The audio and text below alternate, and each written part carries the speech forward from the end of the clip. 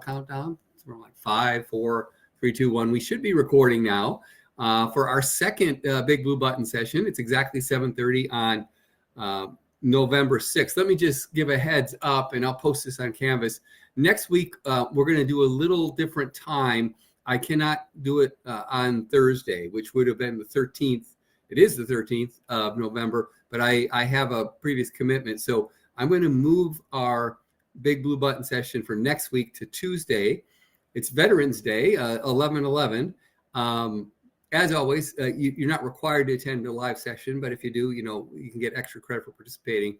Everything else will be the same. We'll record it and we'll post it, and there'll be a quiz associated with it. It's just that next week it will be on Tuesday night at 7:30 instead of Thursday night.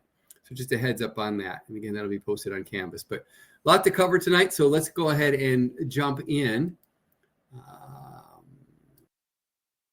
Okay, that worked. Okay, so I'll almost always start with an opening question. And this is, just stream of consciousness. Don't worry too much about it.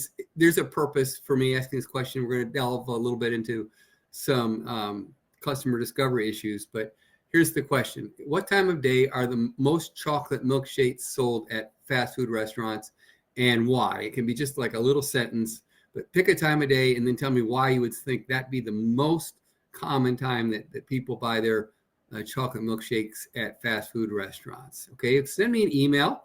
Again, that does two things. It lets me know you're here on time, and secondly, that you're kind of engaging with the question there. So how about within 2 or 3 minutes, you send me just a quick email, and I'll look at those. And what I'll do every week is I'll read them or a sampling of them, but I'll never say this person said this. I just want to kind of get a feel for it.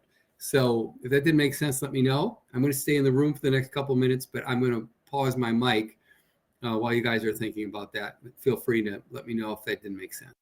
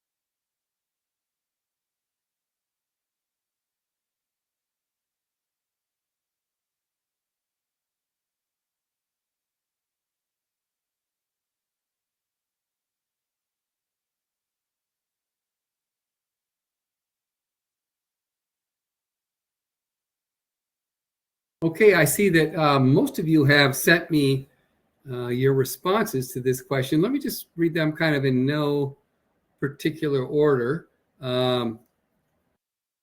So one person says 6 p.m., dinner and dessert. Makes perfect sense, right? People often like something sweet for dessert, so that time of day, that would make perfect sense. But sadly, not the right answer. There's a method to the madness. Don't worry. Now, this one I like a lot too. It's, I think, noon, maybe 12 noon, most likely for the chocolate milkshakes to be sold because that's lunchtime. So it would make sense to buy a drink during lunchtime. Now, if you look at it, if you drive around and you look at fast food restaurants like the drive-through line, usually that 12 noon hour, you'll see a really long line because, as this person says, it's the lunch hour, and it would just seem reasonable.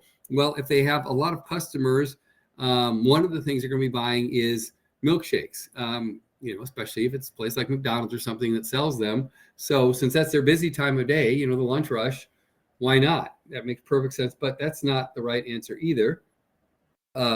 Next person says between 2 and 4 p.m. because most chain restaurants have happy hour sales during that time. Also very good. In addition to the happy hour sales, I'll say, I'm a parent, even though my kids are like in their 30s and late 20s now, but sometimes you pick them up from school and either they're cranky and you kind of want to get something and they like sweet stuff, or maybe you want to give them a little reward, after school, and maybe you yourself, you're having kind of that mid-afternoon lull, and maybe you just want something sweet, or maybe just something tasty for a little pick-me-up. That would make sense as well, especially if it's like a hotter day. Heat of the day is often mid to late afternoon, so that would make sense. But unfortunately, that's not the right answer either. A lot of people responding here. That's a repeat afternoon. We talked about that. I mean, you guys have covered much of the day. Another lunch, and let's see if I missed. There's one more here. Afternoon or night. Okay, covering a lot of bases there. So the main point of this is these are all good answers. These are all reasonable, predictions based on our life experience, and just logic as to what's the underlying motivation for people buying chocolate milkshakes. But they're all missing the mark.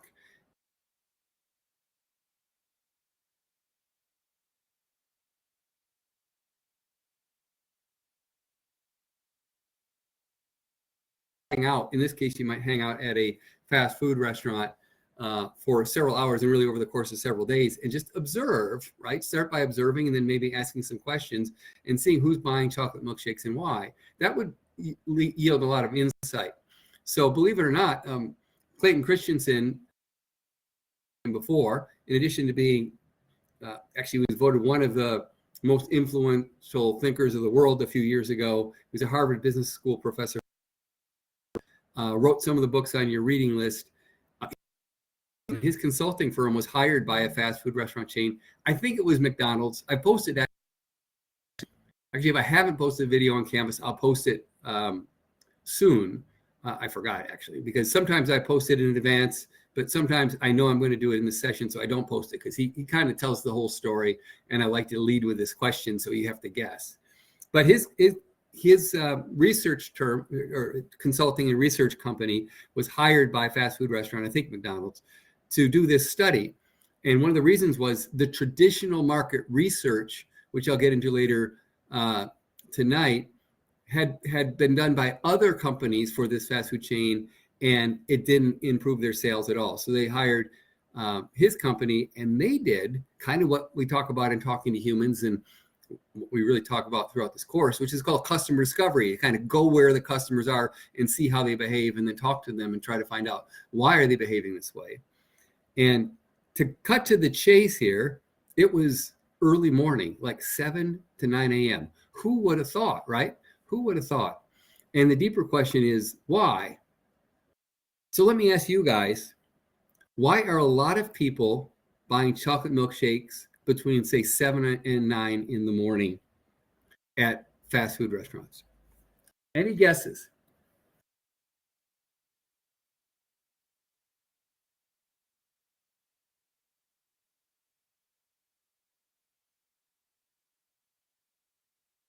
I would say maybe if they wanted to like save it for later and then not have to meet the rush for the food during lunch and supper. Very clever. This is what I would do, Jacob. I really try to go around rushes. I don't like rushes. That makes perfect sense. The research that they did not uncover that. So I'm not saying that's not a reason for some people, but that certainly wasn't the primary reason. Jacob, I've done this probably dozens of times. Nobody's ever come up with that theory that they've expressed to me. So I like your thinking there. So I'm guessing that for some people that's probably the case. It would be for me, but it's not what the research. That's not the primary reason research uncovered. So anybody else want to? This is what we do, right? We're like scientists. When we're doing customer discovery as entrepreneurs, we're like scientists. We come up with a hypothesis, a guess, and then we're going to test it. But I've kind of I'm doing it a little backwards here. I'm giving you some data gathered by Clayton Christensen over a period of time, actually, and using the methodology we're talking about in this course, like the customer discovery in talking to humans case. So I'm kind of giving you the answer. It's early morning, but the more important question is the why. Why are people buying chocolate milkshakes in the morning? So someone else want to venture a guess?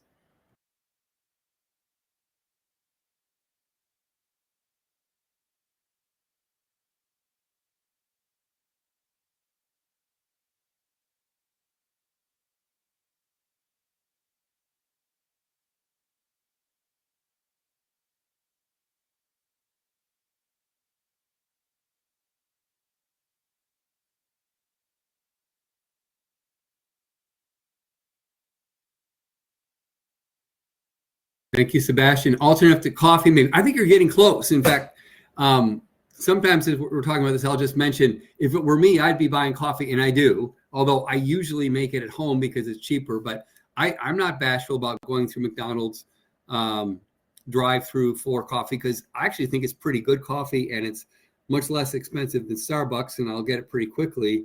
But you're on the right track there,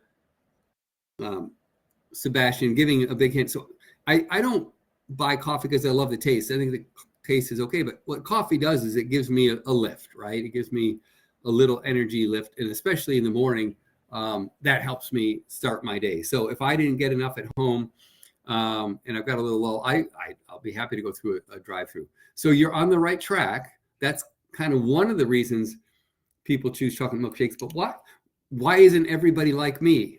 Why doesn't everybody just get coffee? And it might sound silly, but that's actually a really key question for us as entrepreneurs, because what we don't want to do is assume that everybody's going to do what we would do, because that's almost never the case, right? And I'm going to say it's never the case. If you're going to say everybody, never will everybody do what you think, and often never will even a lot of people do what you would do, enough to make a business out of it. But so we don't want to say just because I'd get coffee, everybody would get coffee, which this case study proves is wrong. Some people actually do get chocolate milkshakes, which would not even be on my radar screen at 7 a.m. I'm just a guy that doesn't particularly like cold unless it's a really hot afternoon or evening. So I wouldn't be buying it. But the point is, just because I wouldn't do it doesn't mean there's not a market of people that would. And there is. Okay, so what's another reason besides kind of the coffee benefits, right?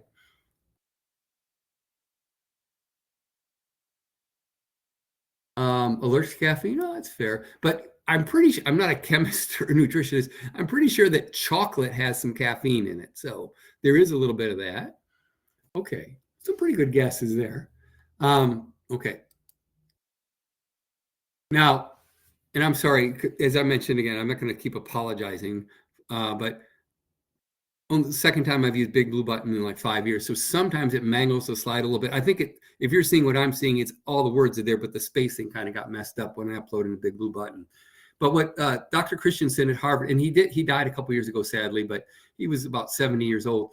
But he developed two business theories that apply to entrepreneurs. That two of the most famous theories, actually, I think, in entrepreneurship.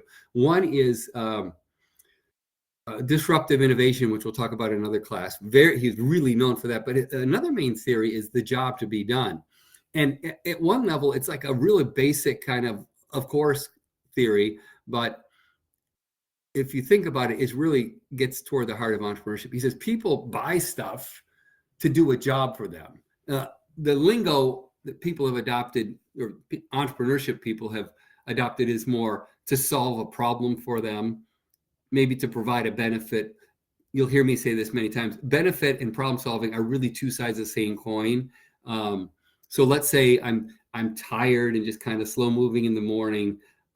So that's my problem, right? I need to get going, and my problem is I just don't have the energy, or my brain is kind of in low gear. So that's my problem. But the benefit coffee provides is it kind of gives me a pickup. So they're both the same thing, two sides of the same coin. One is it's solving a problem, the other is providing a benefit. So you could word it either way, but he says it's the job to be done. So you basically hired this product or service to do a job for you, which is to solve problems. Okay, now the key thing is what I have on that third little section of this slide.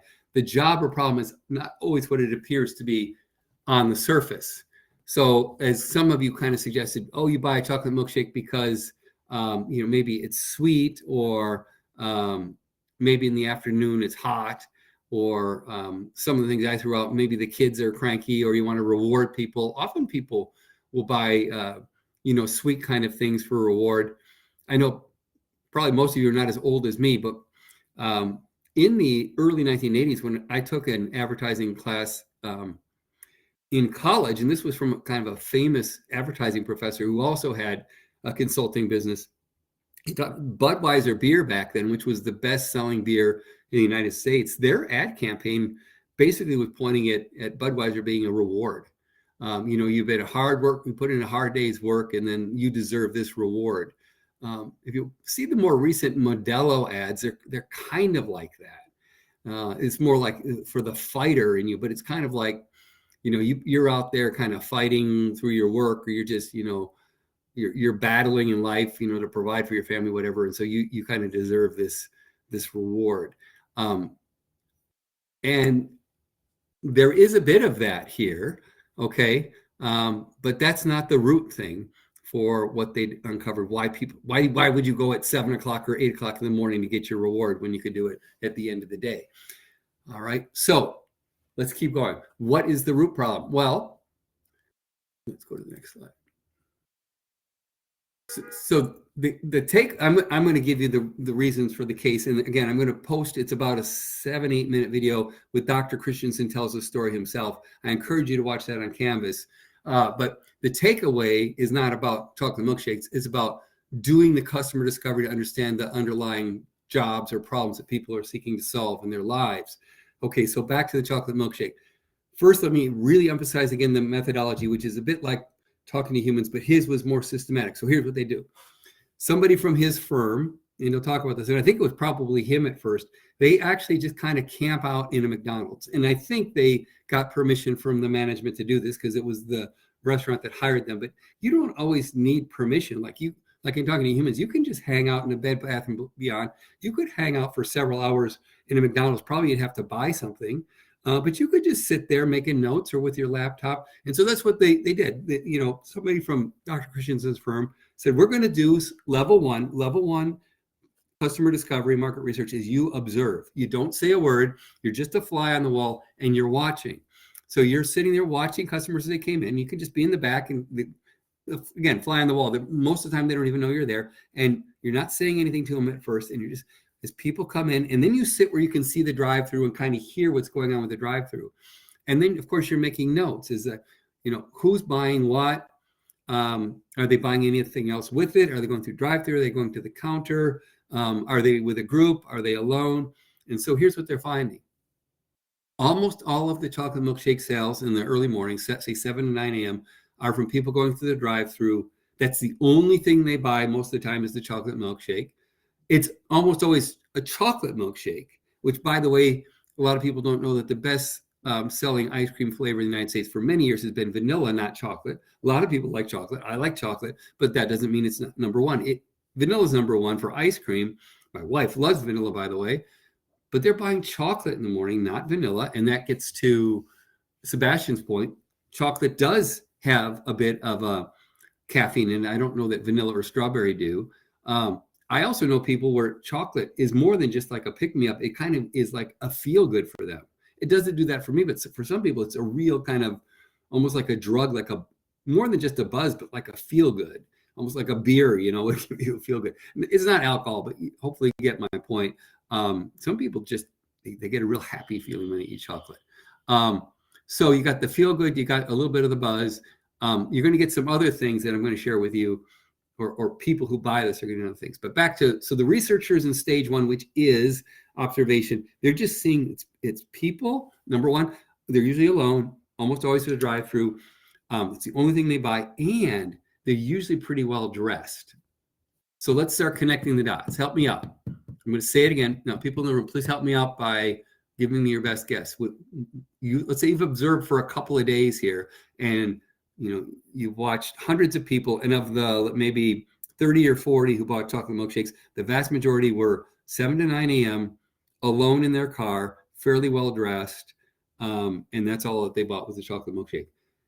With those points of research, connect the dots, and in your mind, give a new hypothesis. What is the problem they're solving? What is the job that's doing for them by buying a chocolate milkshake in the drive-through in the early morning? What are they getting out of that?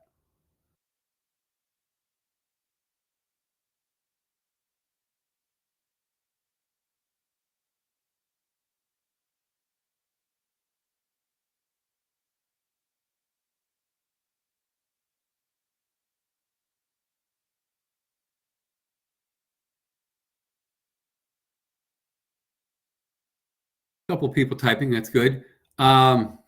So Aiden, the price of the product, maybe. Help me with that. I'm not saying you're wrong, but help me with that. Elaborate. And then Jacob said a treat before something like 9 to 5 office job. Definitely on the right track, Jacob. Let's keep going with that, guys. So Sebastian said alternate to coffee, on the right track. Jacob, a treat before something like 9 to 5 office job. Okay, so there's a lot there, Jacob. Office job is right. They're going to work. That's why they're fairly well dressed. Okay, and you're definitely in the right direction with a treat. For me, I think of a treat afterwards, as I said before, or like a reward. But this is not that. This is a treat in advance, right? But you're on the right track. And Aiden, the price might tie into it, but I'd like you to elaborate on that. Sebastian has another comment. Just to feel good to start their day on a high note. Yeah, you're on the right track for sure. A couple people still typing. This is good. We want to build this. This is what we do. We're scientists, right? We're doing customer discovery. We're forming hypotheses, guesses, and then we want to test that. Now, we're doing this in a short time frame because I'm going to give you the data, right? And I'm going to have the video available for you as well. But I want you to engage in this process. Don't be, if you're afraid to share your hypothesis, you're going to have trouble being an entrepreneur, right? If you're just looking for confirmation bias, oh, I know what it is, and I don't even have to worry. Most of the time, if you're really smart, you're going to be wrong.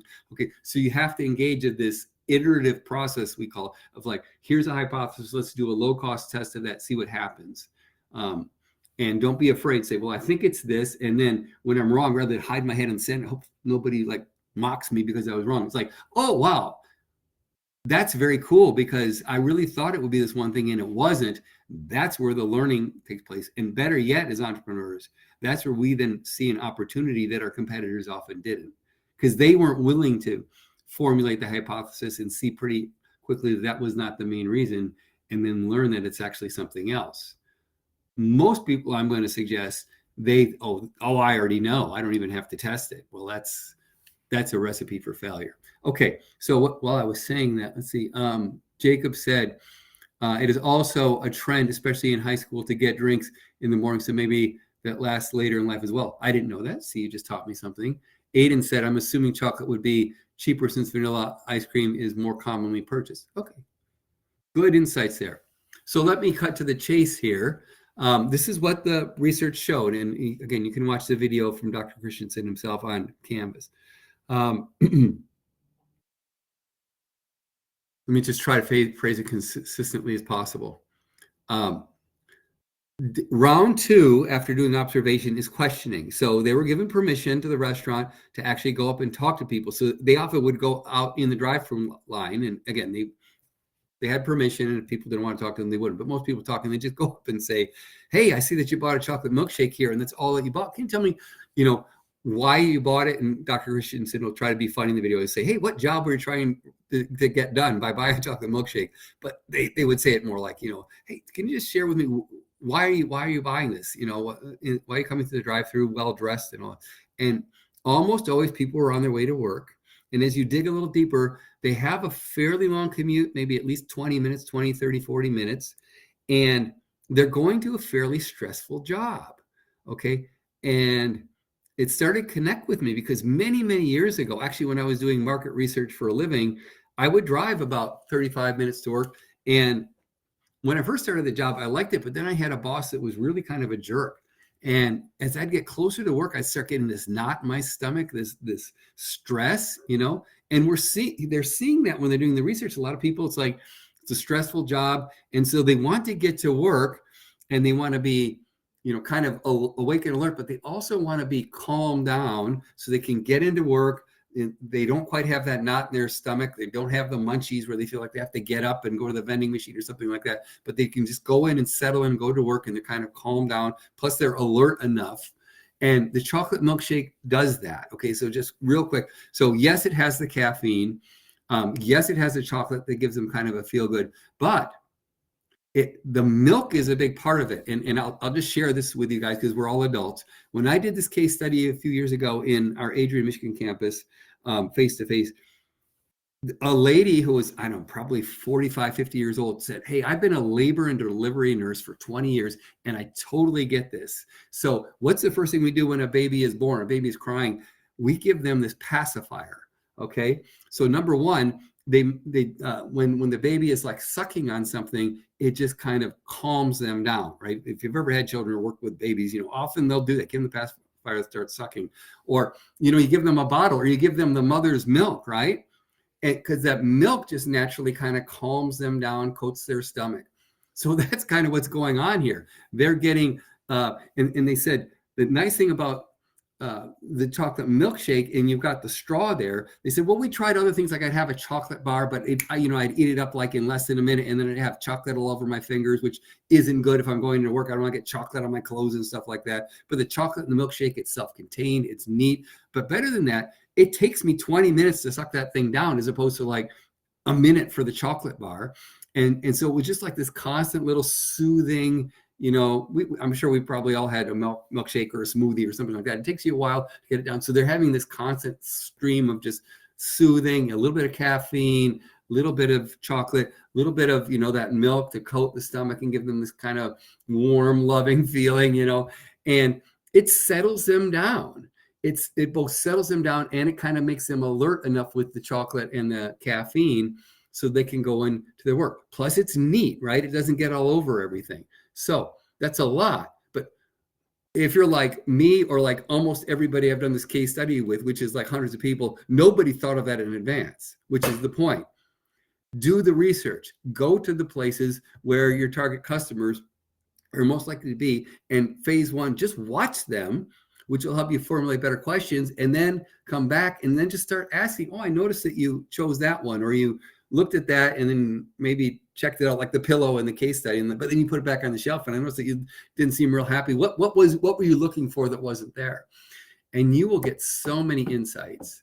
It will really, really give you an advantage at trying to develop, products and services that people really do want. Okay. Thank you for those who participated. There's Dr. Christensen. This is the link to the video, but again, I'll have it on Canvas. He's pretty funny too, if you want to watch that. All right. Shifting a little bit, but since this is only question 2, or sorry, not question 2. This is question 2 today, but this is also lecture 2 or BBB session 2. Those of you in the room, please give me at least one answer to this. You can do it in the text or just turning on your microphone. What do you think is the most common source of ideas for starting an entrepreneurial venture? And no, it's not hanging out in a fast food restaurant, but go ahead and pick whatever you want. What would you think among people who start companies? What was the situation, or what was the issue that made them want to start this? Why did they start it? What was their motivation? Oh, I see a couple people typing. Take your time on that. I would say maybe issue that they're having and they want to solve. Yeah. Yes, you're on the right track, John. And I know, John, you've got like your own business. You got your 3-on-3 basketball, which you started, and I think you had something before that. And you don't. I don't want to put you on the spot, John, but do you mind sharing, like, what motivated you to start a 3-by-3 basketball league or anything else? Was there a certain thing that was motivating that? Well, because I coached many years and was involved in basketball. Mm-hmm. And then I wanted to, I found that a lot of the kids with less skills Mm-hmm. didn't have as many opportunities. So Mm-hmm. that's why I kind of created the everybody can come and play 3-on-3 basketball. Mm-hmm. And I think you said in one of your write-ups that so they get a lot more touches, which makes sense. Instead of having 10 people on the court, there's only 6, and you have only 2 teammates. So when they start passing it, there's a good chance you're going to get the ball, and you don't feel as left out. You don't feel like you're just the one person there that's deadwood. You're an integral part, and that might help build self-esteem. So I like the fact that you're saying a lot of the kids that weren't the best athletes were drawn to this. Um, so I don't want to project too much, and I want to hear from you, John. But I'm thinking, self-esteem issues, which is often the case, folks. That it's identity issues or self-esteem issues are often what motivates people to buy something to make them feel better about themselves. Did you see this? Some of these kids, this really helped their self-esteem when they started doing the 3-on-3 basketball. Yeah, they were like a totally different person. So Wow. I coached some of them in the past, and then like when they come to the leagues, they were like, wow, like just they had so much fun, because there's no pressure and Mm, stuff. So. yeah. And I'm thinking as a parent, parents are often your customers. Certainly the kids have to have some level of buy-in, right? Unless the parent is actually forcing them. But the parent has to have buy-in, whether they're paying for it, they have to drive the kid to it. But as a parent, I'm just thinking, wow, if my kid has self-esteem issues, which all kids do at some level, and this actually makes them feel good about themselves and they're building friendships and confidence, it's like, oh yeah, I would pay a significant amount both just for the league and then also, the commitment and time to take my kid there. That's a real benefit. That's a real problem that's being solved. If I feel my kid does not like who they are, or they feel like a loser or whatever, or isolated, and this is what brings them out of their shell, I know a lot of parents, including myself, that would be really valuable and I'd be willing to pay for that. So it sounds like your league is doing well. You've got several people involved. Yeah, it's doing well. One day I hope it gets big enough to, replace my 9 to 5 job. So I guess that's the long-term goal. Absolutely. Yeah.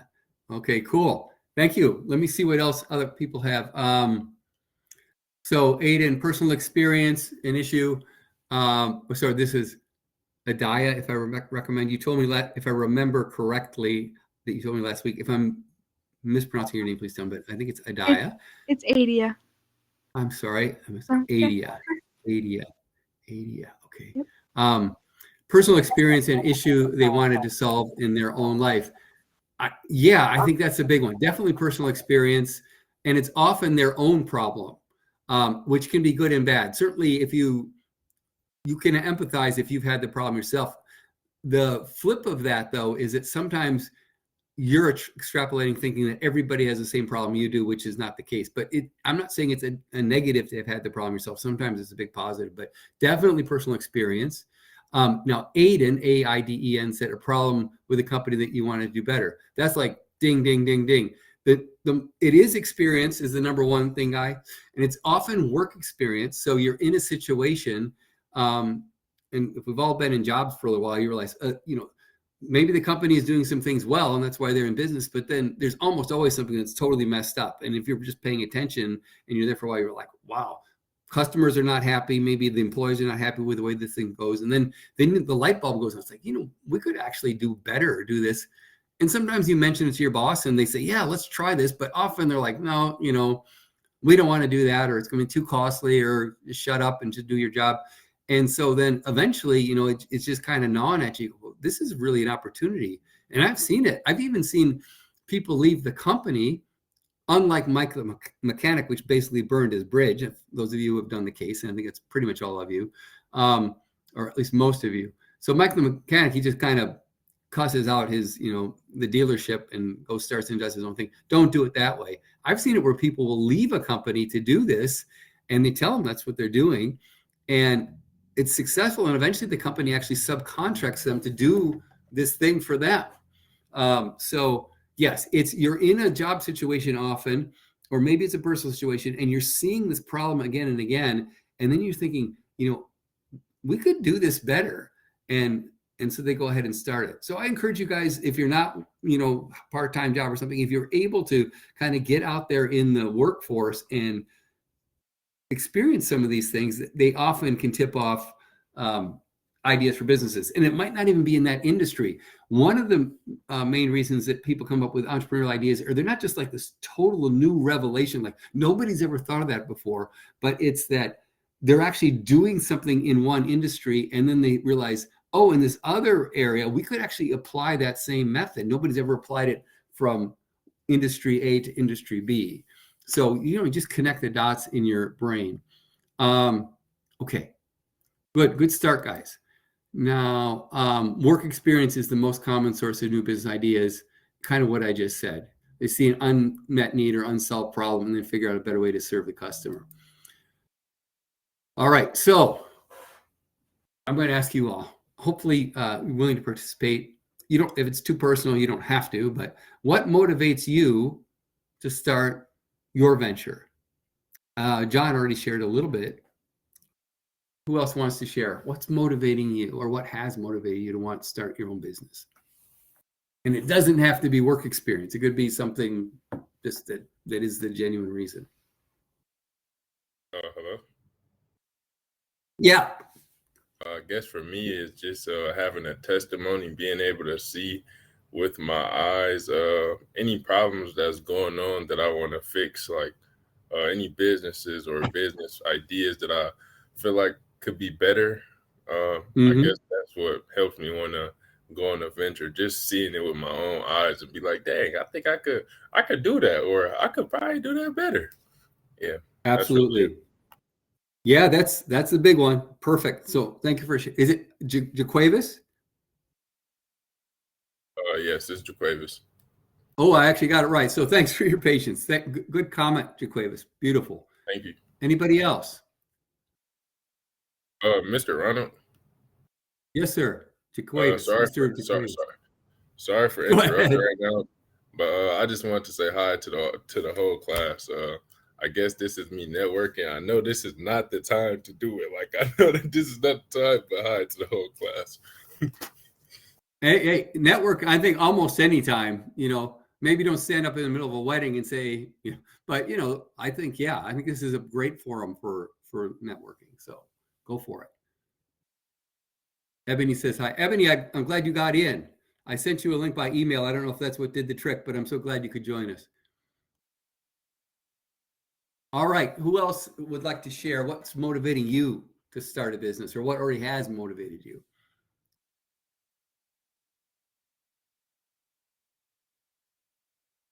Several people typing, so that's great. Take your time.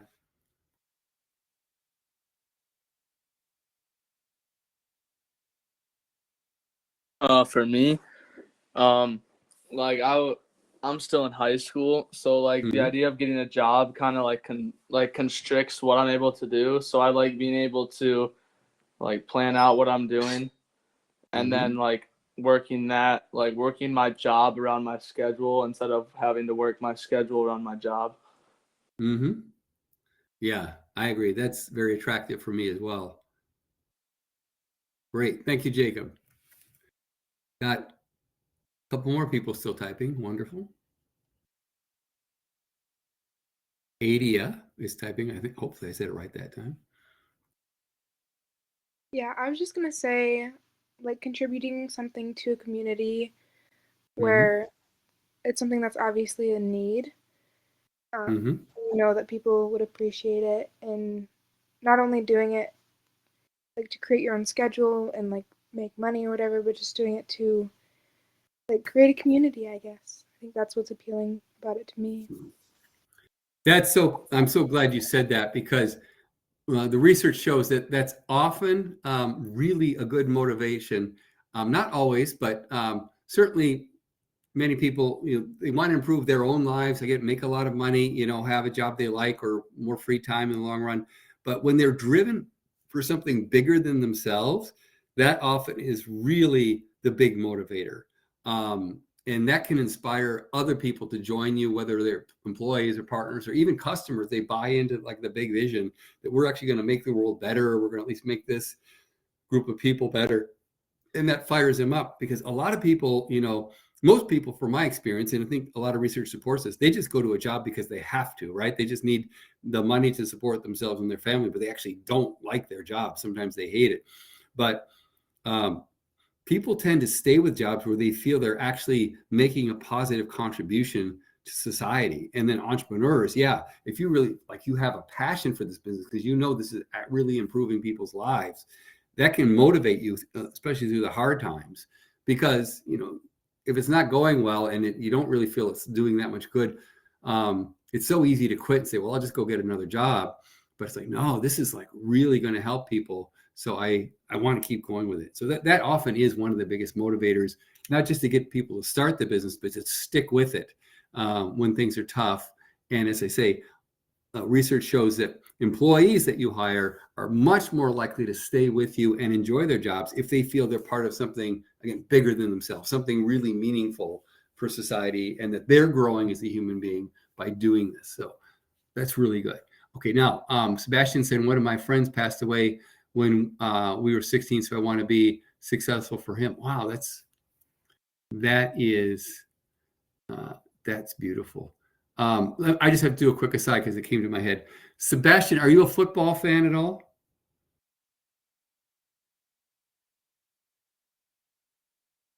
Okay, now this is really controversial. Are you a University of Michigan fan? It's okay if you're not.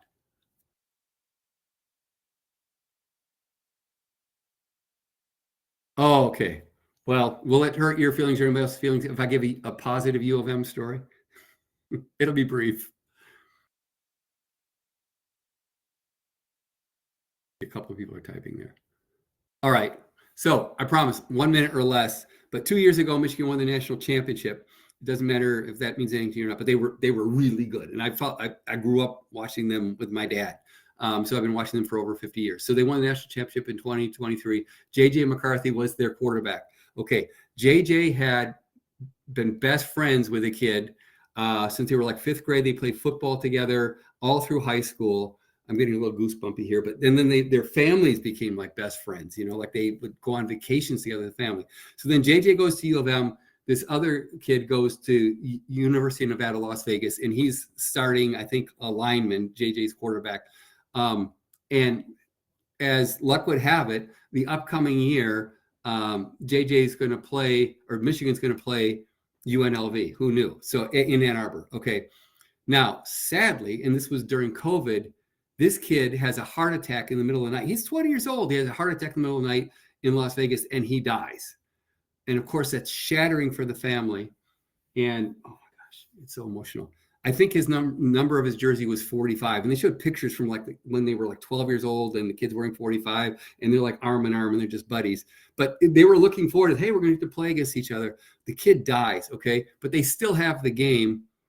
And I watched it on TV. I wasn't there for this one, but the announcers they just bring up that story when Michigan is marching the ball and they're on the 45-yard line and nobody even really pays attention to that. But then they just start saying the story of this, it's a real tearjerker. And right when they're saying the story, Michigan snaps the ball at the 45-yard line. JJ goes back. He's about to get hit. He throws the ball to a receiver who makes an incredible catch and almost tiptoes on the sideline to just make it into a touchdown. And then the announcers go, a 45-yard touchdown pass. And then the guy kind of pauses and says, did you hear that? 45. We were just talking about number 45.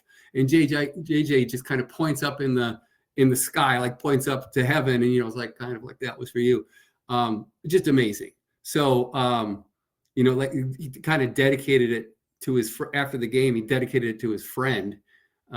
It just made me think of that when you said, Sebastian, one of my friends, passed away when we were 16. So I'm sorry about that, but that's really, really admirable and beautiful that you want to be successful for him. Ebony says, go blue. Yes, go blue. I like Michigan State. I just don't root for them when they play Michigan because I grew up as a little kid following Michigan. Your friend was 45 also. That's amazing. Wow. Okay, I don't want to get too emotional here because I won't be able to finish the class, but thank you guys for sharing that. Okay. Now, I kind of alluded to this earlier, and this will be brief, even though I didn't mention Hertzberg. You can take or leave this, but this is a theory. It's a business theory from a psychiatrist from the 1950s. So we're getting like 70 years old. And again, I'm not a psychiatrist, but I've studied a little bit of this stuff. And a lot of these theories, they come and go. Like they're in favor for 10, 20 years and they fall out of favor. This one's had some staying power. And it's about what motivates people. And it's called two-factor theory. Actually, Clayton Christensen, the Harvard professor we talked about earlier, he didn't develop this, but he writes a lot about it in his books.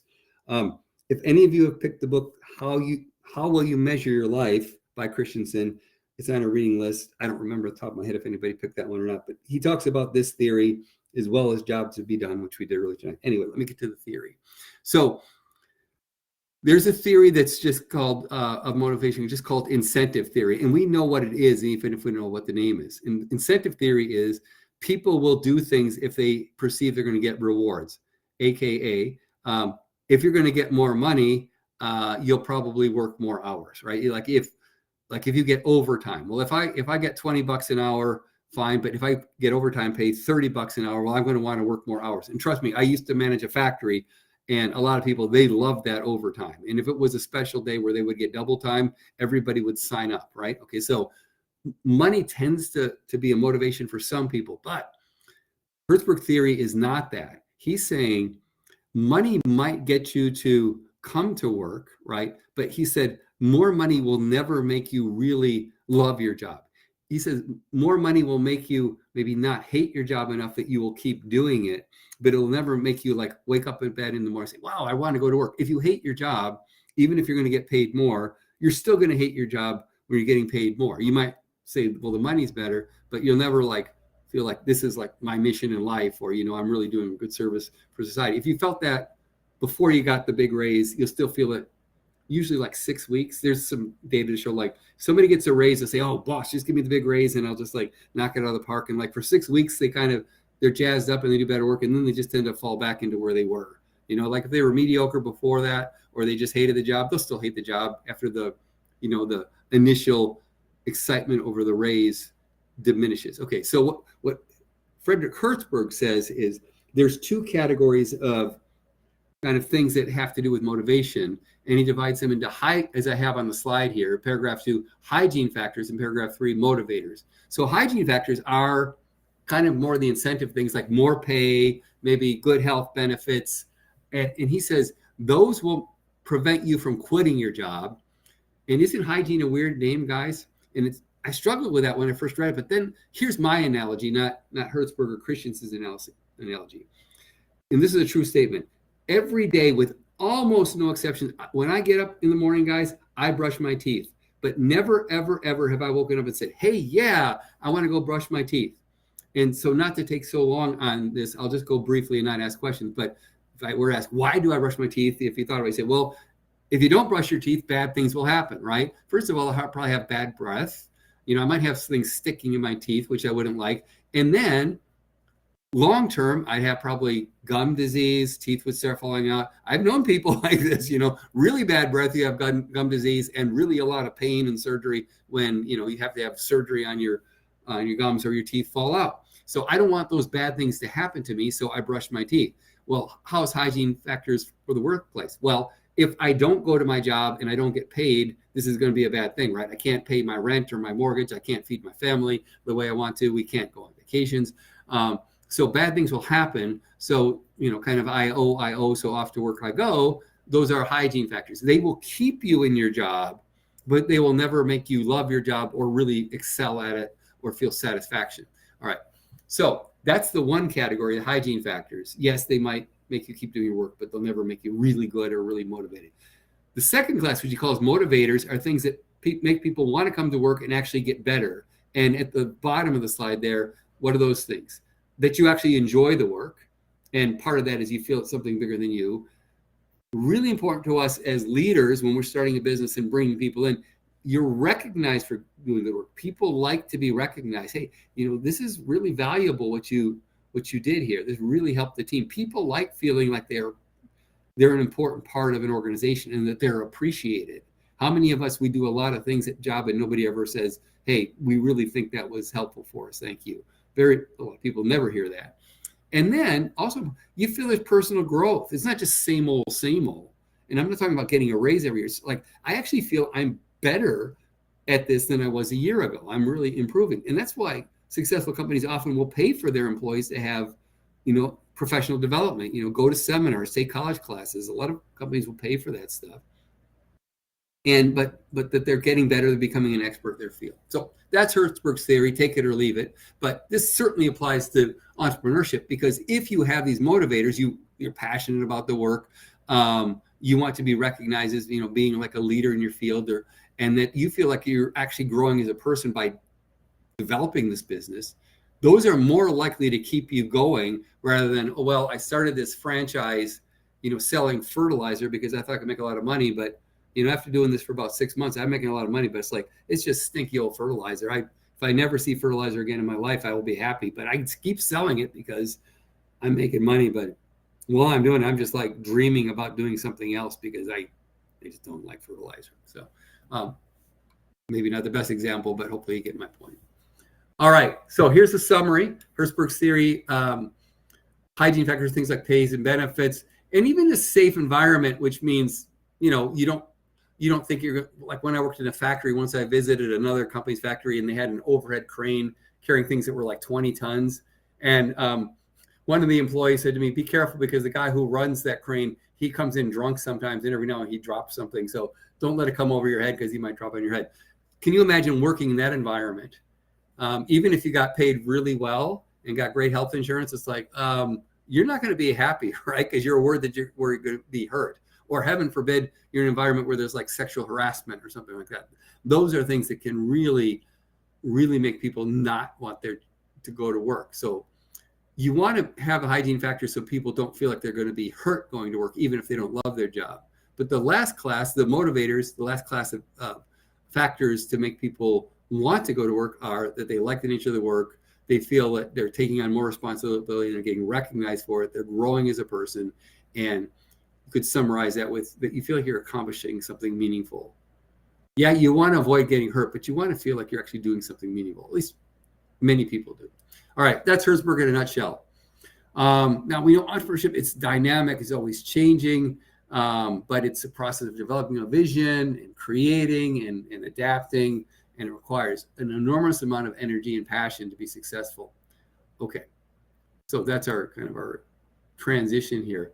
Now I'm going to show you some more data. Now this data I got from the guy Donald Caracco, the professor who leads the Indiana University Entrepreneurship Department, which is huge. And he himself, comes from an entrepreneurial family. So his research, if you see at the second paragraph here, he thinks close to a third of businesses are still in existence within 7 years. And heads up, our textbook has some similar data, which I'm going to have on a question and assignment later on in the course. But a lot of studies show that 90% of businesses fail. This one shows that it's a little bit better, but certainly it's saying a majority of businesses fail within the first few years. So realize that. Now, hear me closely. I'm not saying a majority of entrepreneurs fail, but a majority of businesses, especially the first time you try it, are more likely to fail. But successful entrepreneurs, they learn from their failures and then they adapt. That's really a key point. All right, let's keep going. Oh my gosh, we're almost an hour in. We'll get there. I'm going to ask you guys to participate. Just give me one if you can. All right. You don't have to even give me three, but in the text box, you give me at least one reason. What do you think is a common reason that businesses fail? Go ahead, take a minute or so and just share that with the group if you don't mind. They fail on themselves. Can you elaborate a little bit on that, DeQuavis? What do you mean they fail in themselves? They take people criticism as negative when you already knew before you started your stuff that people didn't believe in you. But since seeing that whatever you're trying to sell is like not doing whatever it needs to right then, you kind of fail on yourself because you kind of start questioning yourself like, hey, is my mom right? Should I stop focusing on this business that I have planned? Should I really go get a job? Should I just quit all of this right now and like stop all the hard work that I did and just go work a 9 to 5? Mm-hmm. That's what I mean. Yes. Fail on yourself. Yeah. No, well said. That's true. Definitely. I'm also seeing the text, a very common one people mention, like Sebastian running out of funds, ADIA, not enough income, which is basically the same thing, right? And looks like Aiden is typing. Jacob, you raised your hand. Did you want to comment?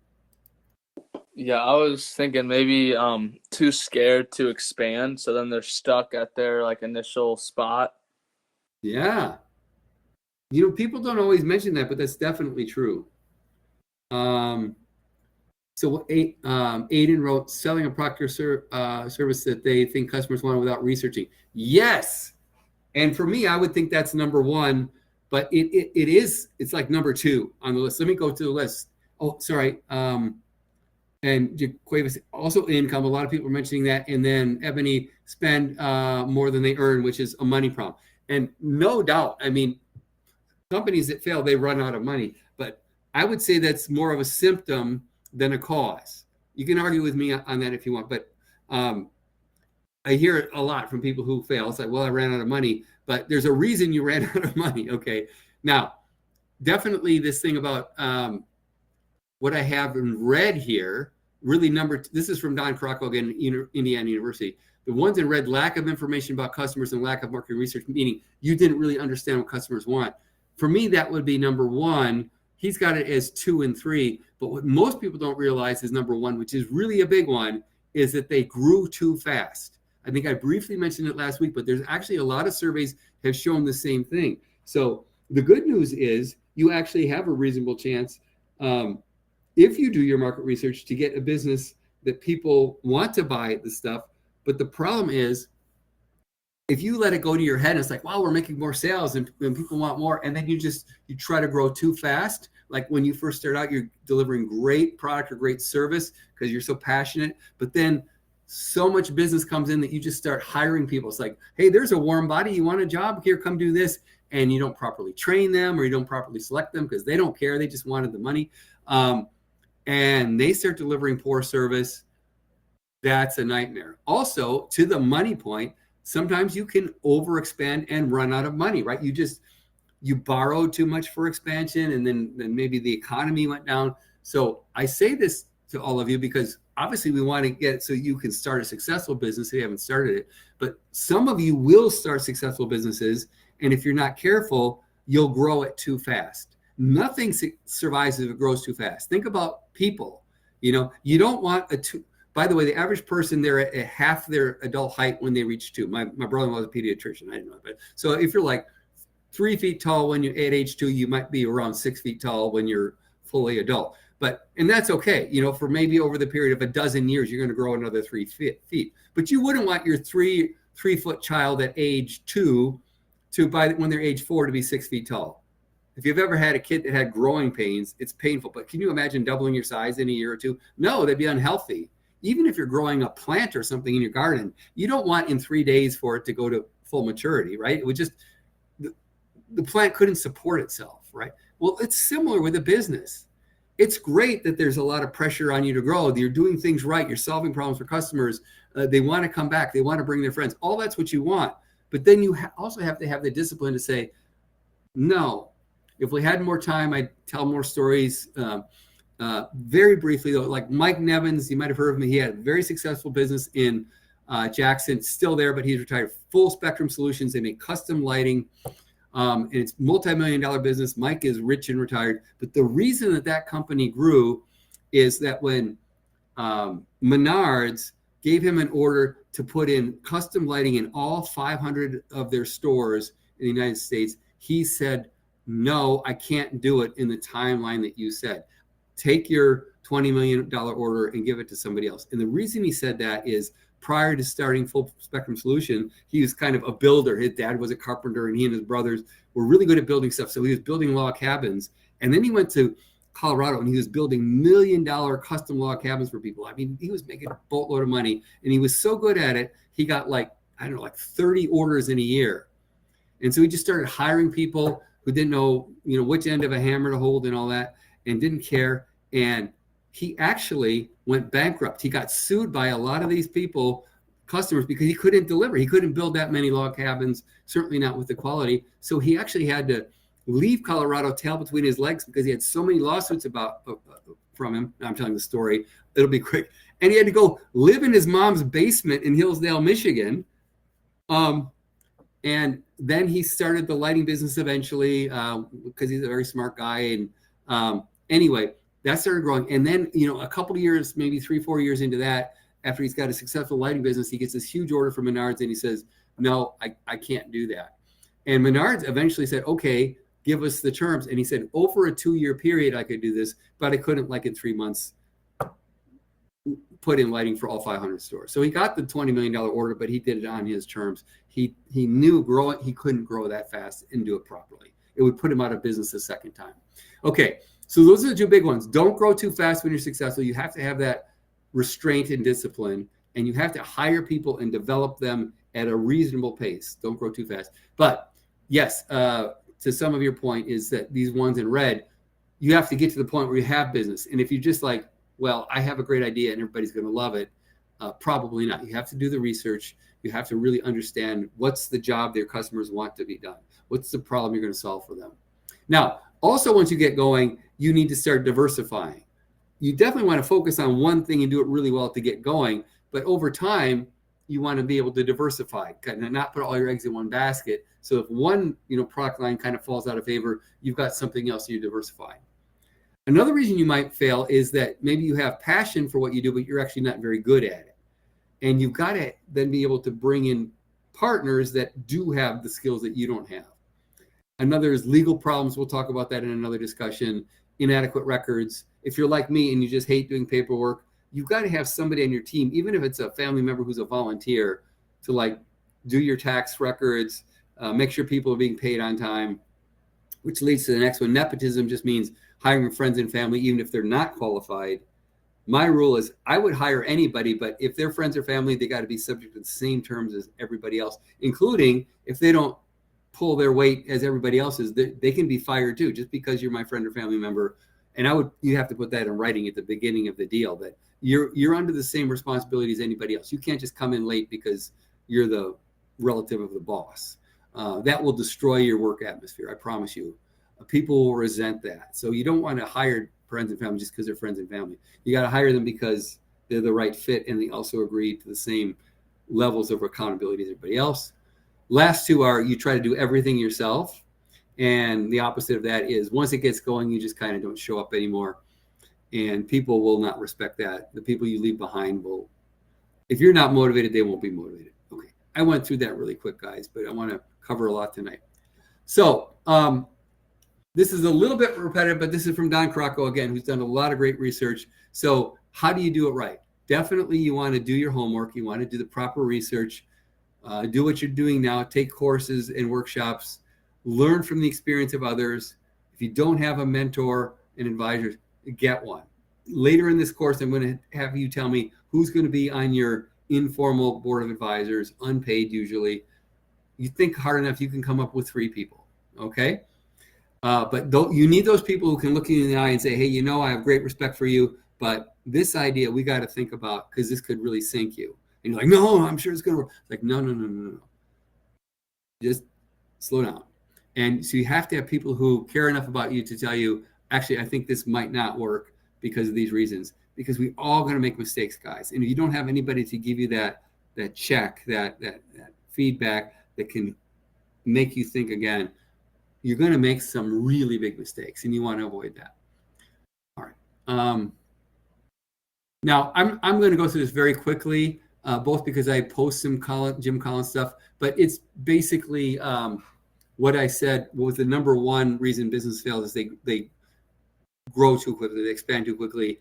Jim Collins learned that by studying Hewlett Packard, very successful company. He actually interned under David Packard when he was a young person, and he learned that from David Packard. So he calls it Packard's law, that you cannot survive if you grow too fast, which is that.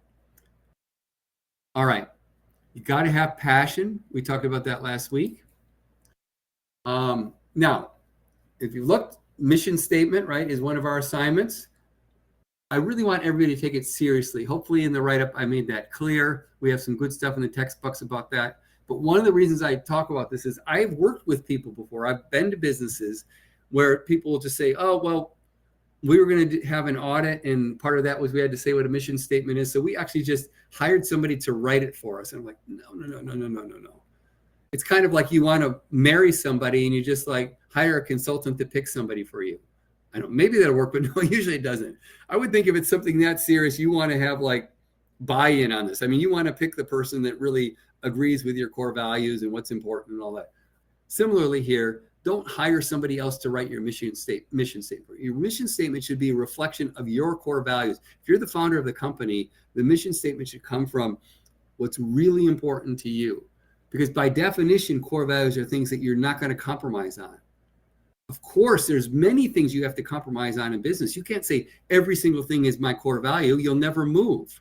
But if you have no core values, then you're going to be like a feather blowing in the wind. And when adversity comes, you're just going to get blown away. So you have to dig deep and say, these are the things that are most important, that are going to be non-negotiables in our business. I'm going to say at least 2, but not more than 10. And your mission statement should be a reflection of that. Okay. And I'm not going to repeat this because it's what I just kind of said. And the textbook does a good job on this. Again, because we only have about 20 minutes left, I'm going to give you this list of additional characteristics that the research shows successful entrepreneurs tend to have. Okay. Sorry. I'm going to give you 2 sources. This one is from Don Caracco. The next one's going to be from Gino Wickman, who wrote Entrepreneurial Leap. And I know at least a couple of you are reading that book, so you guys get to see book reviews on that. Gino Wickman, by the way, lives in Michigan, but he's world-renowned for his book, Entrepreneurial Leap. But okay, here's the stuff from Indiana University. The ability to form and develop an effective team based on mutual trust, focus on the good of the cause over the good of the self. That comes up a lot in the research, right? Something bigger than yourself. I'm not just doing it because I want to make a lot of money. I actually believe this is a cause better. Somebody at least is reading Start Something That Matters, the founder of Tom's Shoes. Really good book. Even the title, Start Something That Matters, something bigger than yourself. Also, you have to be comfortable with risk to agree. Not crazy like risk is like a drug for me, like I'm a compulsive gambler. That's not healthy. But you have to be comfortable with risk because there is risk involved in entrepreneurship. You have to have that vision where you see that opportunity, which we talked about earlier tonight. You're working in a situation, you're just in a situation where you see, this is messed up. We could do this better. People want this and we're not giving it to them. And then you have a vision for how you could actually make that happen. Other people just say, oh, this all sucks, this is a mess, and I hate this stuff. But you're saying, no, yeah, it's kind of messed up. I'm seeing how this could be done better and really provide more value to customers. The ability to be able to plan, right? Not just to see the end, but actually to kind of develop a strategy, a plan for getting from where we are to that, recognizing that and realizing that opportunity.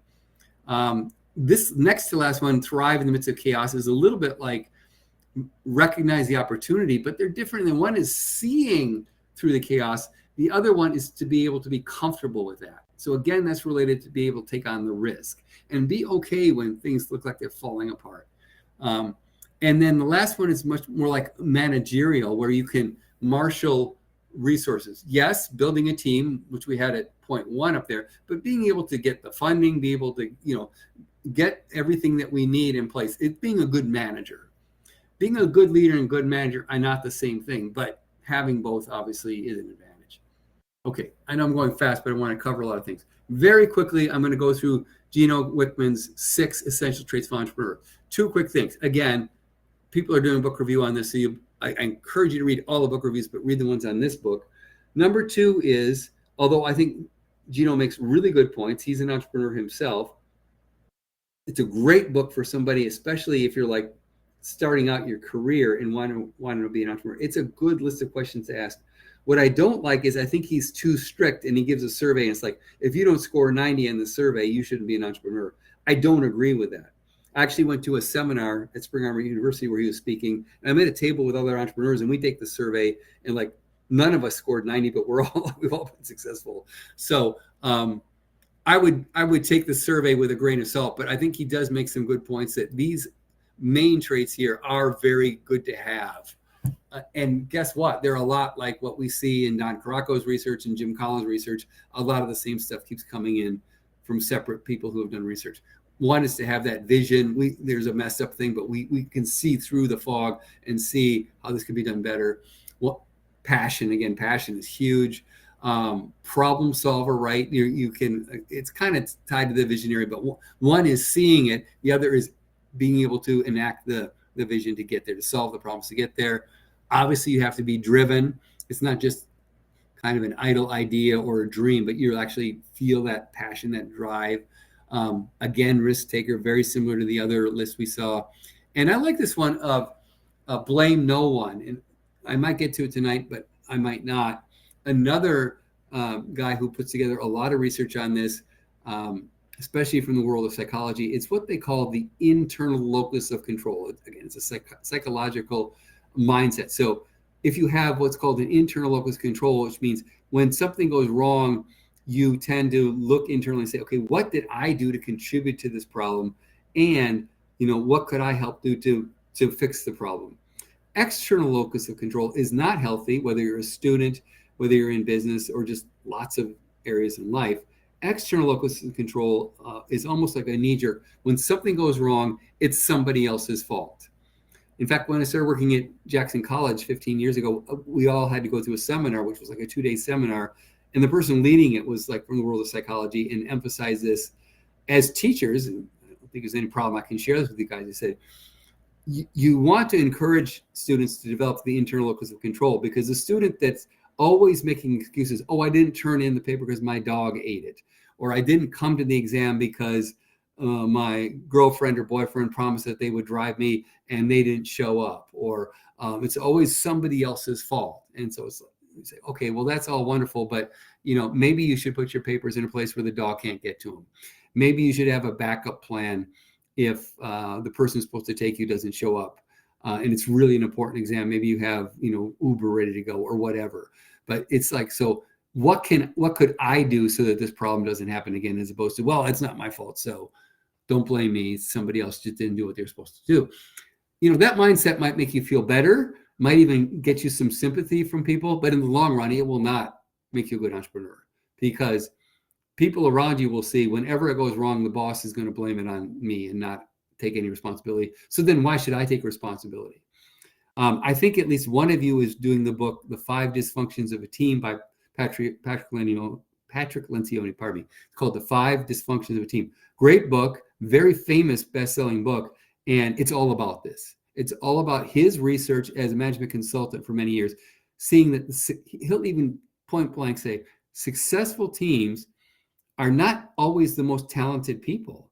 Often they're not, but they're people that actually work together well, and they're willing to be transparent and vulnerable and take responsibility and admit when they were wrong and be willing to share how they messed up and share to people, hey, I made a mistake here. I just want to share this with you because I know this hurts the team and I don't want this to happen again. And I want you guys to know, don't make the same mistake I did. If people can share openly with that, we learn a lot, right? Otherwise, if it's like always somebody else's problem, then instead of this sharing of information and helping each other get better, we're spending an inordinate amount of our time basically trying to cover our backsides and blame somebody else. And that is a very unhealthy organization. I could go on, you can tell it, but I'm not going to. So those are traits often of successful entrepreneurs. And again, Gino Wickman's book elaborates on that quite a bit. I'll go through this pretty quickly because I think I can make my point pretty quickly, but it's about strengths and weaknesses. We all have strengths and weaknesses. Okay. And we're all different. That's one thing. We're all unique, and realize your strengths are not always the same as the next person's strengths. I think we kind of know that. But another management consultant, Marcus Buckingham, who does a lot of survey research, he used to work with Gallup, and now he does his own thing. He gives this example. Imagine whether you're in high school now, or whether you've got kids in high school, or you just were in high school several years ago. Imagine if you come home and if you're in an environment where, the family, maybe you're having dinner together, and then the report card came that day, and this was a report card. You can probably see it, but really good in math, good in English, science D, A+ in history, B+ in art. And then Buckingham, who does this, says, well, what do you think is the main topic of discussion at dinner? And almost everybody says, well, it's the D, right? You got all A's and B's, but you got a D in science. What's going on here, dude? You got to buck it up and improve the science. Well, that's fine. But what Buckingham and others, John Maxwell is another kind of a consultant, emphasizes is people run successful businesses because they're doing something better than their competitors, much better, meaning they're A+ at something that makes them better than competitors. And all of us, we're going to have attributes that are going to be really good, and then we're all going to have some D's in our portfolio of abilities. So the argument here is not you need to put a lot of time into shoring up that D. It's more, no, you need to turn that A- into an A+, because people are going to buy from 8+, but they're not going to buy from a lot of B's. So if you could take time away from your A+ and your A- and put all that emphasis to get that D to maybe a C+ or a B-, but that A+ becomes maybe an A-, and the A- becomes a B+ because you took time away from it. Now you're a mediocre business, and your competitors are going to beat you. But if you're really shoring up, your A- to an A+, and you're making that A+ like the best in the business, and then you're bringing on somebody else who can handle the D work, whether it's accounting or who knows what, you might be better off. So just think about that. Rather than saying, oh gosh, I've got all these things I need to work on, you might want to say, what is going to give me a competitive advantage that I'm really good at, that I really want to put a lot of time at being not just really good at, but like the best in my field at? Then you're going to have a strong customer base, because you're going to get recognized as being the best in the field, as providing the most value. Yes, you don't want to have that blind side of the D. If you can't keep records and you're not paying people and then they sue you all the time, that's bad. But that's where you're still focusing on your A's, and you're outsourcing or you're hiring people that can handle that D work. I think I'm repeating myself, but that's the point. Okay. And Maxwell says the same thing. I'll post these videos on our homepage if you want to watch the videos from these people. All right. We've got about 12 minutes. So here's questions from wrapping up Don Caraco's research. He says, things to ask yourself if you want to be an entrepreneur. Are you a self-starter? How do you feel about others? Which means, like, do you have empathy? Can you try to see things from other people's perspective, which will lead you to becoming a good leader? Again, take responsibility. Remember, that was Gino Wickman's key point about taking responsibility, internal locus control. We talked about same thing from different research study. Are you well organized? Do you work hard? That's what Gino Wickman called drive. Are you good at making decisions? Good manager, right? Can people trust you? That's very important. Do you persevere? That's part of that drive thing we're talking about. And I like Caraco throws in, how good is your health? Because it will be a strain. It will be a strain on your marriage or your relationships if you're married or have strong personal relationships. It will be a strain on that. You'll be spending a lot of time and effort in your business. It will impact your health and your relationships. So if those are not good now, they could get worse if it's not managed properly. Okay. I know I'm giving you a lot, guys, but I want to do this as an overview, and in future weeks we'll have even more discussion. So that was kind of things to consider about becoming an entrepreneur. Entrepreneurial Leap is a good book on that. Anything by Jim Collins, Patrick Lencioni, good. And hopefully that was helpful. But let's get in. We're going to segue now a little bit into marketing, and we'll talk about this all next week. But when you see this slide like this, it's great. I actually got this right from the textbook. Okay, this is from the Mariotti textbook. And I completely agree. Marketing is a business function that identifies your customers and what they want. Now, in common English parlance, marketing often means advertising. I'm going to sell stuff to whatever, through online ads, social networks, billboards, you name it. Okay, I'm going to argue next week and a little bit this week, advertising is one small piece of the marketing puzzle, but the engine that drives marketing is customer discovery, customer research, identifying who are my target customers and what do they want. And if you've peeked ahead to next week, I posted this morning the work due next week, which is November 15th. It's your first assignment like this on doing actual customer research. Because if you don't understand what your customers want and you're giving them something that you love but they don't want, it's too bad, you're missing the mark. And as Mariotti says here, that's what's going to drive all your decisions if you're doing it right. Satisfying your customers is what builds your business, because people are only going to come to you and pay you money if you're actually giving them something of value that's worth more than the money they have to trade for it. So you have to be able to get outside yourself and think from your customer's perspective. Do that like chocolate milkshake research. It's like, oh, I know why people buy chocolate milkshakes, because it's a nice compliment to their hamburger at lunch or in the middle of the afternoon when it's hot or the kids are cranky. Yeah, maybe some people do, but that's not the main reason that the research shows. It's like, no, they want that little pacifier to settle their stomach when they're driving to a stressful job in the morning. It's like, oh, I had no idea. Well, now you do, and your competitors are not satisfying that need. So that's an opportunity. Okay. Again, straight from our textbook with this gray background, you want to be able to get inside the customer's head and heart and think like your customer. So he says, step one, if you've developed a product or service, ask yourself, what consumer need will it serve? Step two, think about who. These are the two things. Who's your customer and what is it that they want? And step three, analyzing buying process that will lead customers to your product. Again, the talking to human case, talking to humans. I think all of you did it. Most of you did a really good job on it. That's a good example of this. Go to where they are, watch them as they're buying. You want to study your customers in the environment where they're either going to make the purchase or actually use the product or service, because that's what's going to make or break you, right? It's not when you ask them questions on the internet or you bring them into a conference room and feed them lunch and just ask them, so would you want this? Because people are just going to likely say yes, you're being nice to them, and they're not in any stressful situation. But if they're in the actual situation where they got to make that decision or use that product or service, that's going to be a much better indicator of what they want is how they behave in that situation, not how they say they would behave. Trust me, and I think most of you know this, but I've been around long enough. What people say they're going to do in a situation and what they actually do are often two very different things. And it's not like they're necessarily lying. They just don't realize when the heat's on, when the situation is there, they're going to actually choose this, even though they might have said, no, I wouldn't do that. Yeah, you would probably buy that. I would never buy a candy bar when I would never blow my diet and just buy a bunch of chocolate because I'm feeling kind of sad. I'm uncomfortable. No, I've got enough discipline never to do this. Okay, so why do convenience stores have all junk food and no health food? Because when people oh gosh, I need something just to make me feel a little better because I'm kind of depressed, they go buy junk food.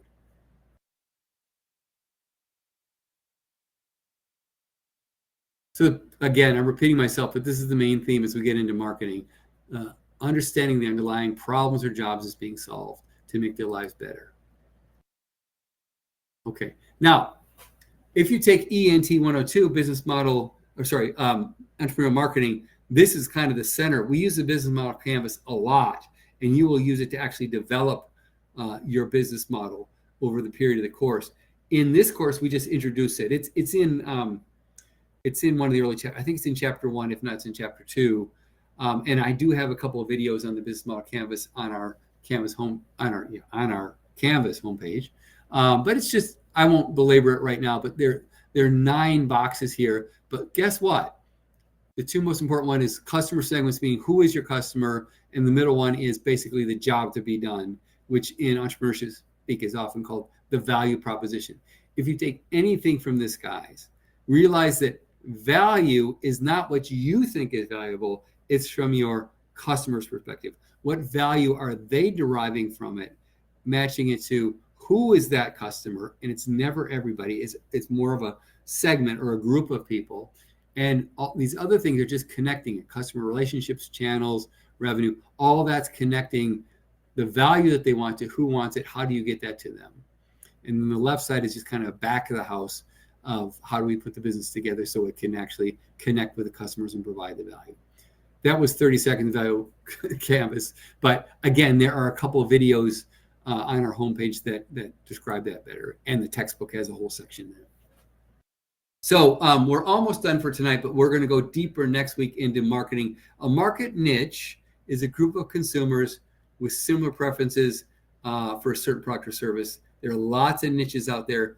Never, ever does everybody want your product or service. I just promise you that's never going to happen. So you have to dig a little deeper and say, who is most likely to want this? So again, I posted an assignment not due until the 15th of November, but it's going to ask you to identify your market segments or your market niches. It's just a guess at this point, right? Remember, as I said earlier, we're being scientists. We're formulating a hypothesis, which is this is my best guess is who I think it is, and then we're going to start doing a little bit of research. Just a little research in this class. Again, if you take ENT 102, entrepreneurial marketing, it's a lot of research, and then business plan has even more research. But here we're going to just at least start that process and think, oh, who do I think my customer is and what do they want? And then doing some research to figure out if that's actually validated or not. Okay. And again, on Tuesday, I'm repeating myself, those of you who joined late, Tuesday is our next meeting, live BBB meeting, not Thursday. Tuesday is November 11th. We'll be doing a whole hour and a half on that. Okay, let me briefly say ways to do market research. I used to be in the business. The traditional ways are take a survey, right? Take a poll. I don't think we need too much more information on that. That's called a primary source. Definition of primary source is you're going directly to the person and trying to get some information from them, not reading it out of a book or just pulling it off the internet. I'm not saying those things are bad, but those are secondary, right? You're getting it from the internet or from a book from somebody else who has already done the research and produced it. Primary is you're going directly to the target customer and getting that information either by talking to them, observing them. A focus group is when you bring in about 10 people around a conference room table and ask them questions about it. Limited value, as I said earlier, but you can do some of that. Other direct research is you could have interviews in stores, like we saw in Talking to Humans, send out surveys by mail, limited value, call them on the telephone, or demonstration approaches are also kind of like in store. If you ever go to like Sam's Club or Costco or even Meijer, sometimes they'll just have these stands up where people will actually take a free sample and then, but the demonstration approach would be actually asking them questions like, what do you think of this? Compare this to that. Some of you mentioned that for Talking to Humans, you could do that with the pillows, have 4 different pillows and have people give commentary on it. But of course, the best way would be to have them take the pillow home and measure the sleep quality on your pillow compared to other pillows and then tabulate those results. That would still be primary research. Secondary research is suggested is just all kinds of data that you can get off the internet or from publications. It's good stuff, but it's not the only thing that you should do. Also, studying your competitors. We'll do a little bit of that later in the course. How big is this industry? How big is the market? Who else is, supplying this industry? What's the cost structure? All those things we can talk about. And I guess I'll briefly talk about the fax machine because we have 2 minutes. I have another video I'm going to post online, very short, from Jeff Hawkins. The Jeff Hawkins video is similar to this. This is a different story, but it's very similar. So go watch Jeff Hawkins when we're done. But I'll give you my experience from the fax machine, 2 minutes or less. And if you have to leave right at 9, that's fine. But I'll take this in 2 minutes. Because I'm an old guy, I was actually alive in the 1970s, long before the internet, long before the cell phone, long before cable TV, long before laptop computers. So go back to like the mid 70s, and this is what you would see in most offices in the United States. This is the technology you would see. You would see a telephone, which had a cord on it that connected to a wall. You would see a Xerox machine, a copy machine, which incidentally is very similar to today because most technology has changed. But Xerox machine, very similar today. Take a picture of a document, and scan it and give you copies. Okay, so we had that, and let's see, what was the third? So trust me, give me a second. We got the phone, and then we have a typewriter. Either a manual typewriter, which was a nightmare. I could tell you nightmare stories about that, but I won't. Or an electric typewriter, which is still kind of the same thing. It's not a word processor. You're just typing line by line, and if you make a mistake, you rip out the piece of paper and you start over. Okay, so those were the 3 things. Now, somebody comes up with a brilliant idea to kind of combine the telephone and the copy machine, meaning I found a way to scan this document like on a copy machine, connect it to a phone line, transport the picture of the data into the picture, the copy document, right, with the data on it, like the text, and translate that into a code that I could transfer over the telephone line. And if the person on the other end had a fax machine that would receive that code by a telephone line and then turn it into a photocopy, they could make the document that I had prepared 1,000 miles away. And we've probably heard of fax machines. You don't see them very often now because we do it with personal computers very easily, right, to transfer data. But this was a breakthrough. And so obviously the people who invented it thought this was brilliant. Everybody's going to want one. And then they start doing focus groups on the fax machine, meaning they've got the actual machine. They bring maybe 10 people at a time. All people who work in offices, whether they're like administrative assistants, CEOs, managers, people that are just in these offices, and they say, here's this fax machine. And back then it was like $200, which would be like $1,000 today. And back then I remember it was $1 a page to transmit a fax, which today would be like $4 or $5 a page. And overwhelmingly, the people in the conference room said, what a ripoff. I'm not paying hundreds of dollars for this piece of machine and $1 a page. Are you crazy?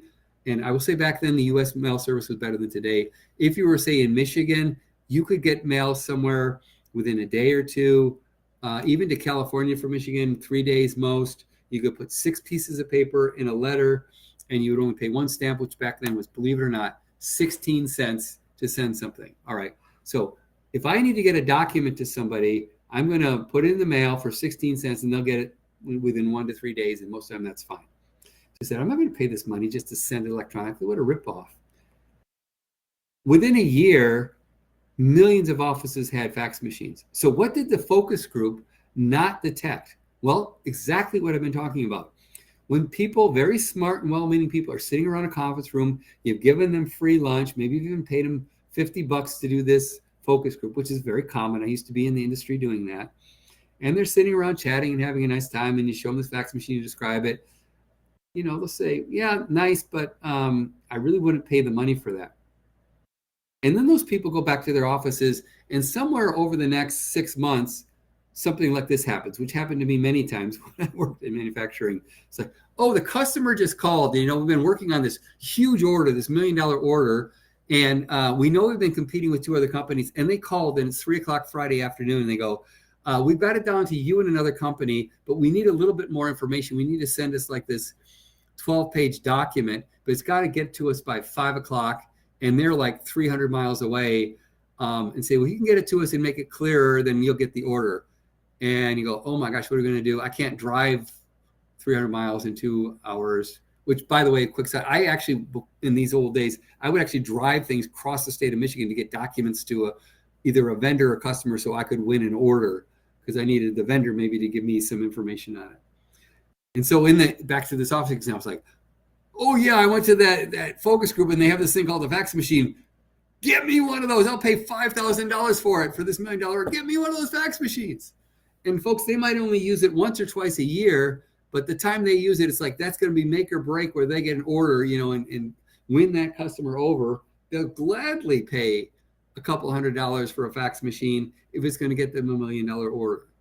So once they got into the real environment where they're under stress and there's a problem that they really want to solve, like get that $1 million order, but they needed to get that information 100 miles away instantly, fax machine all of a sudden had value. But sitting idly around the conference room when everything is fine, it's like, no, what a ripoff. So that's the point. Okay, I went 4 minutes over. Thank you. I think almost everybody stuck with me. I'm going to stop talking. I'll leave the recording on for a few more minutes if people have questions that they want to share with the class, and then I'll turn off the recording and I'll stay if you guys have individual questions. So I know I did a lot. I talked a lot there, but I wanted to get all that out as we lead into marketing going into next week and market research. Okay, what's on your mind, folks? Questions, comments?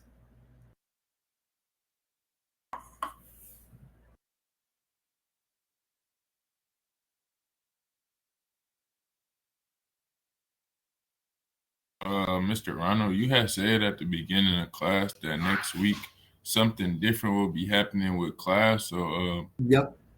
I'm trying Tuesday. Thanks for Yeah. clarifying. We'll meet Tuesday at this time, Tuesday at 7:30 instead of Thursday. I have a commitment, an important commitment on Thursday, but I can do Tuesday. So hopefully you guys can join me. But it's the same thing. If you can't join me, you could, still you can watch the video and take the quiz, but you just won't get the extra credit if you can't come in live. But yeah, thanks for clarifying that. The only difference is we'll meet Tuesday next week instead of Thursday, and that's only for next week.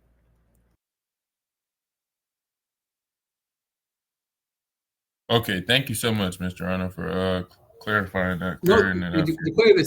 yeah, thanks for your participation. Really appreciate that. No problem, man. I'm just trying to be a decent student. You're doing great. Doing great. All right. Either Jay Cuevas, any other things, or what's on your mind, folks?